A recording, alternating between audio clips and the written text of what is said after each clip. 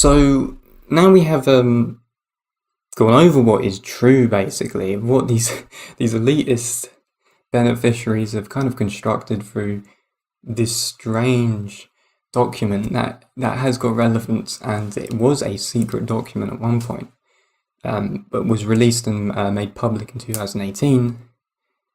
We can realize that there's this massive element of insidious truth of our contemporary society. So let's get into the philosophy of what is true today so that we can see what the problem is at large, to at least understand and comprehend how we are capable of overcoming it. And now, something in philosophy, as this is a philosophy channel, that I would like to relate to this document is Kierkegaard's book, The Present Age, The Death of Revolution, which is brilliant. There's some brilliant stuff in this. You could say that this book by Kierkegaard or essay by Kierkegaard, was a contemporary analysis of what society would be like or end up becoming, but what I want to do for you is relate his analysis to the effect that comes about in society when using silent weapons on the public itself. So this is a little quote that I just want to refer to that he says in his book. So Kierkegaard writes the following: "A revolutionary age is an age of action. Ours is the age of advertisement and publicity. Nothing ever happens, but there is immediate publicity everywhere." And I just want to shorten it to that. So here he is highlighting, here that we live in a time of non-action, but rather in one which uses advertisement and publicity, for most people on a mass scale, as the replacement of human action itself. That we have psychologically accepted advertisement as the decisive method that is to demand our future decisions. And this is something we need to break out of really badly. And it is not that the people, are in control of what is and becomes the propaganda, the news and the mainstream media, but only a small few decide what that shall be. All publicity and news, because news is an illusion when it comes to displaying something to the grander society, is the process of making a construction of reality for the sake of negative social engineering. I could tell you the most beautiful stories of inspiration on a daily basis, that happen on a daily basis or a weekly basis, that would help uplift people's spirits to realize a higher form of oneself and develop inspiration, but that is never done, of course, and it's not publicized, not advertised in the news or paper, because all such things are intended to be silent weapons that most people still don't seem to realize. To keep power, you need ignorant people, because ignorant people won't formulate groups of rebellion in the public. Therefore, they won't have any chance in any attempt to overcome any kind of elitist beneficiary. That is just, that even is just a simple strategy highlighted in the silent weapons document that I was just talking about. You've got this thing where keep the public ignorant, less public organisation, and one way you can keep the public ignorant is by teaching them the wrong things in the news, to distract them from the truth of what is actually happening. So something else he also says is this, which is another brilliant quote. So reflection is not the evil, but a reflective condition and a deadlock which it involves. That's evil. By transforming the capacity for action into a means of escape from action, is both corrupt and dangerous, and leads in the end to a retrograde movement, end quote.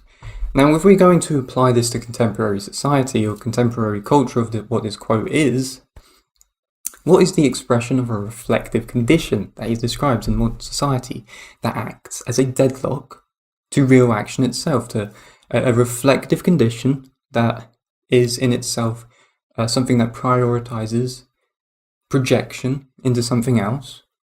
What would that be? What would be the reflective condition of today that is deadlocked? Social media, of course. What else would it be? Or at least that is the way that they promote or want you or expect you to use social media, to use it as this reflective condition that escapes from action itself, or action in the real world, whereby you go on Twitter and you complain about insignificant things, or you go on Reddit and you complain about insignificant or significant things, but you never act fundamentally. Using it only as a vessel for emotional regurgitation, And reflection, basically. So this is what, a lot of the time, what social media is fundamentally used for in many different ways, whether it be through consumerism, materialism, creating fantasy ideologies and all of this type of stuff. It doesn't do anything. It doesn't solve any real world problems or problems to do with yourself that you are actually complaining about. It only brings you to a point where you have escaped from action itself, and to what Kierkegaard actually says, it brings you to a deadlock where you escape the means of action. And this is, of course, very much an aspect of how social media is unconsciously prioritized as a form of silent weapon, if you will, for emotional projection that is against real-world physical action and change that could be formulated. A silent weapon against changing the power structure or the power dynamic, but instead developing a fantasy reality on the internet whereby everyone can live and have no real power at all, or be obsessed with the completely wrong things that are merely distractions from the truth and from things that matter, that are placed there on purpose to be distractions from the truth, for that exact reason of diversion, which is often talked about in its documents, the strategy of diversion. People should instead only really use social to really harness its beneficial catalytic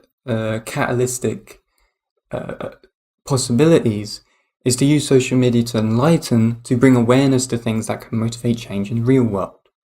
Not to maintain priorities of illusional fantasy internet existences, that is wrapped up, or that are wrapped up in materialism and consumerism, or be it a place to only project complaints and then use it as an excuse to run away from the real physical reality of your personal situation, or the global situation, whatever it may be. So to just add more emphasis, let me just read that again. A reflective condition and the deadlock which it involves, by transforming the capacity for action into a means of escape from action, is both corrupt and dangerous, and leads in the end to a retrograde movement. No movement be made, no movement be developed into the physical world. It will just be on the internet, it won't exist.